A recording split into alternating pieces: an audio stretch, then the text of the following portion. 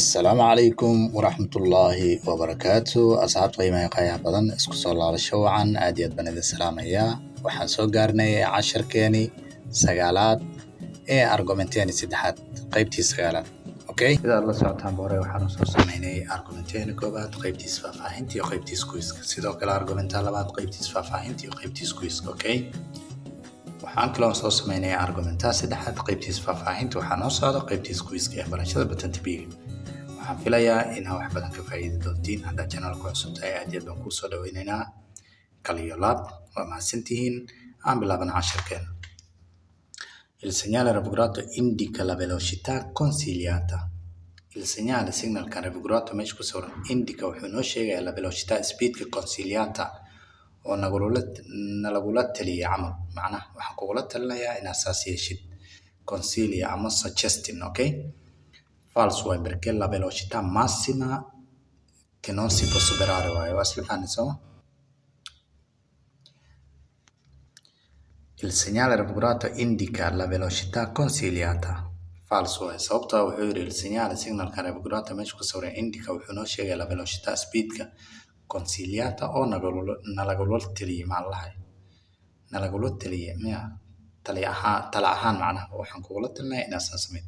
false way la velocità massima waaye. Okay, il segnale raffigurato impone ai veicoli che non sono in grado di superare agli 80 km/h di marciare sulla corsia di destra. false way asxaabta qiimaha badan wuxuu yidhi il segnale raffigurato signalka meesha ku sawiran impone wuxuu qasab ka dhigayaa ai veicoli baabuurta uga dhigayaa macnaha gawaarida che non sono in grado di superare kuwa aan awoodi karin inay kor u dhaafaan gli 80 km/h speedka 80 a marciare inay ku socdaan sulla corsia di destra koorsada dhanka midig. false way perché wadadaas oo dhanba speedkeeda oo maxaa la yidhahdaa massimada 80 waay. Okay, quindi la risposta è falso. Il segnale raffigurato nei centri abitati vale soltanto dalle ore 8 alle ore 20. wuxuu yidhi signalkan nei centri abitati meelaha la degan yahay sida magaalooyinka oo kale vale wuxuu shaqaynayaa ama la rabaa in lagu dhaqmo soltanto keliya dalle ore 8 marka laga bilaabo 8 subaxnimo alle ore 20 ilaa iyo 8 fiidnimo. false way baabuurta dhirirkooda oo qaybta kore altezza datera iyo ilaa iyo qaybta kore ka badan yahay 2 mitir 3 mitir 50 ma gali karaan xilli kasta waaye non solo questo ore. Okay, false way. Il segnale raffigurato consente l'accesso ai ciclomotori. signalkan wuxuu ogolaanayaa meesha inay gali karaan ciclomotori u dhahay. false way nessun può entrare lì. Okay, il segnale raffigurato vieta la sosta sulla strada urbana dalle ore 8 alle ore 20 salvo diverse indicazioni. falsissimo perché vieta wuxuu mamnuucayaa sulla strada urbana wadooyinka oo magaalada dhex bartankeeda dalle ore 8 marka laga bilaabo 8 subaxnimo ilaa iyo 8 fiidsimo salvo diverse indicazioni markii laga reebo waxyaabo kale oo qeexaya. false way perché vieta sempre.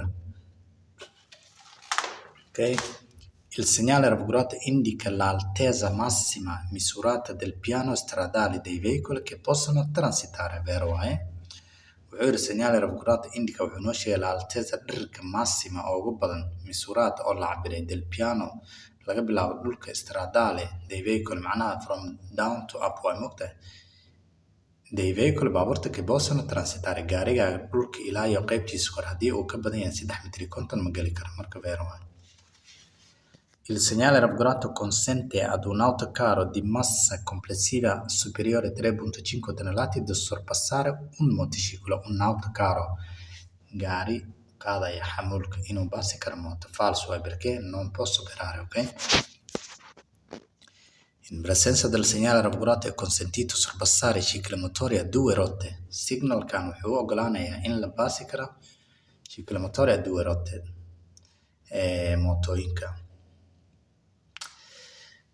mootooyinka in la baasi karo. Okay, si può moto ma la basi karaa? Secondo me è falso, vediamo, però può essere vero.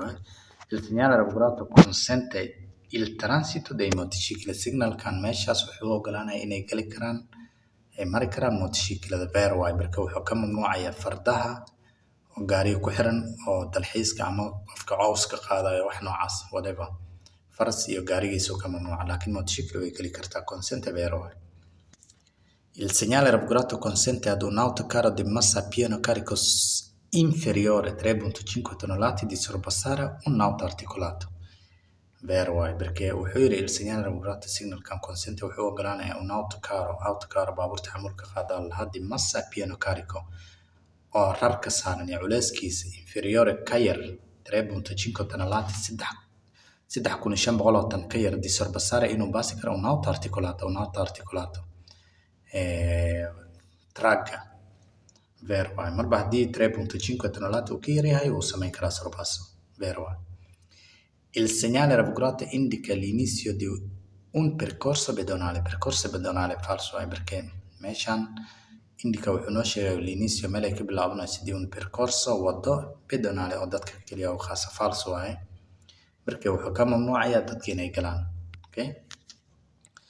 In presenza del segnale raffigurato è consentito il sorpasso dei veicoli che hanno segnalato l'intenzione di svoltare a destra.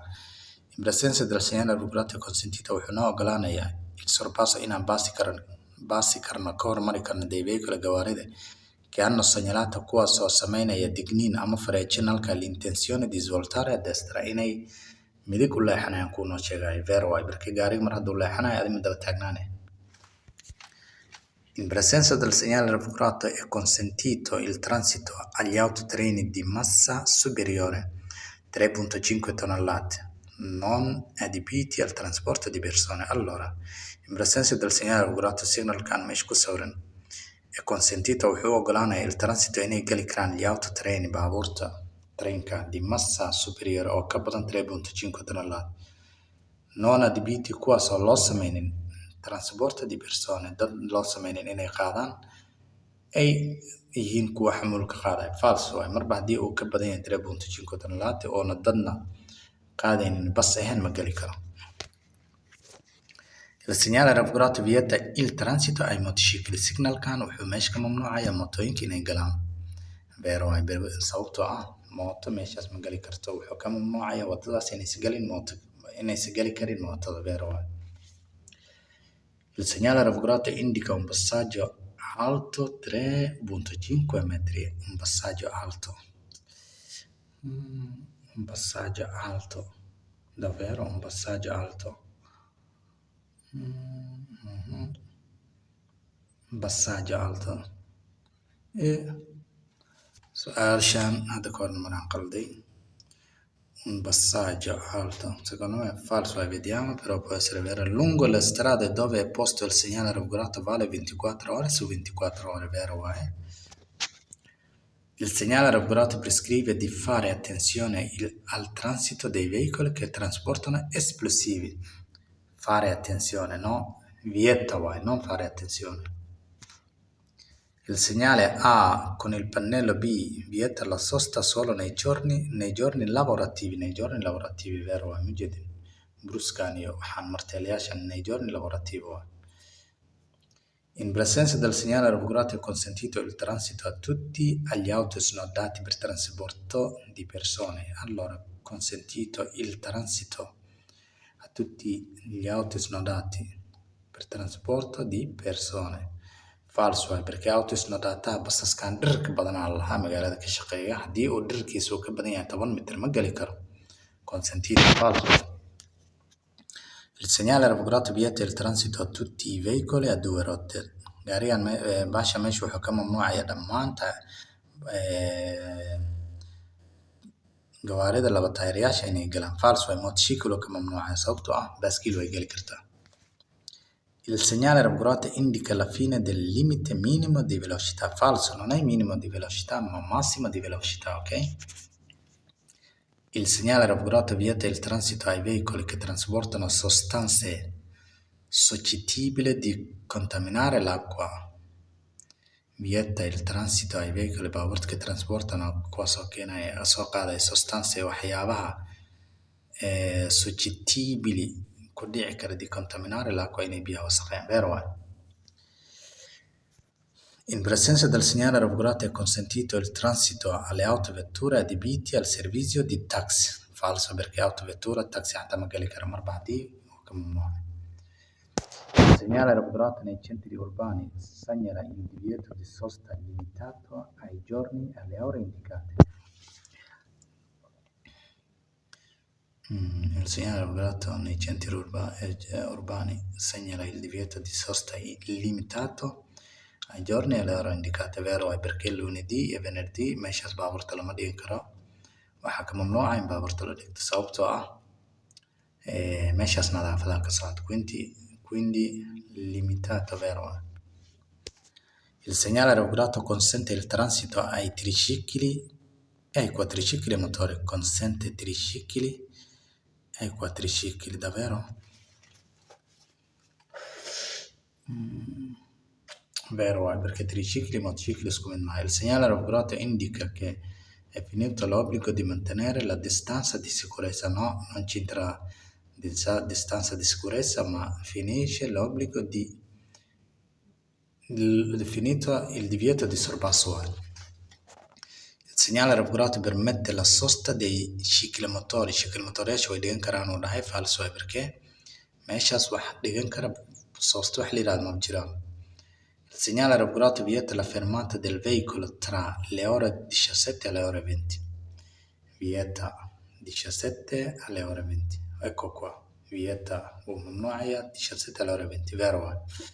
Vieta la fermata, non la fermata, la sosta. Il segnale raffigurato vieta la fermata. Wuxuu mamnuucaya in baabuurta istaagaan laga bilaabo saacadda 17 ilaa 20. No. Vieta la sosta waay, non la fermata. Falso waay. Il segnale raffigurato è un segnale di prescrizione. Vero è. Il segnale raffigurato indica la zona per l'accesso dei veicoli alla proprietà laterale. Vero. Comune di Roma. waxaan dhamaynay casharkeena. Waxaan fiirinaynaa natiijada inaan wax badan ka faa'iideynayaan filaa insha Allah. Waxaan filaa inaan wax badan qaldin. 3 su'aal ayaan qaladnay. 3 su'aal ayaan fiirinaynaa kuwa ay yihiin. Non c'è problema perché waan ku baranaynaa. Okay. 3 su'aalood waa 5, 8 iyo 12. 5. Allora, il segnale raffigurato vieta la sosta sulla strada urbana delle ore 8 alle ore 20, salvo diverse indicazioni. Perché? È vero, sei ku noqon kartaa. Maba ku qorno oraari inta kuma qornade.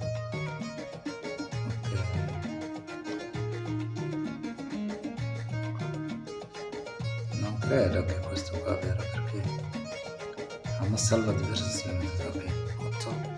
In presenza del segnale raffigurato è consentito sorpassare i ciclomotori a 2 rotte. Vero ahead ana falsan ku dhuftay sababtoo wuxuu mamnuucaya baabuurta inay isbaasaan bis. In presenza del segnale raffigurato è consentito il sorpasso dei veicoli che hanno segnalato l'intenzione di svoltare a destra. Consentito. Falso è, perché waa daba istaagaysaa ilaa uu gaariga la helaa. inta kale waan wada saxnay. Waxaan filaa inaan wax badan ka faa'iideen insha Allah biidhnillaahi alkariim. guuleysta horumar wacan ayaan idin leeyahay. Asalaamu calaykum waraxmatullaahi wabarakaatu.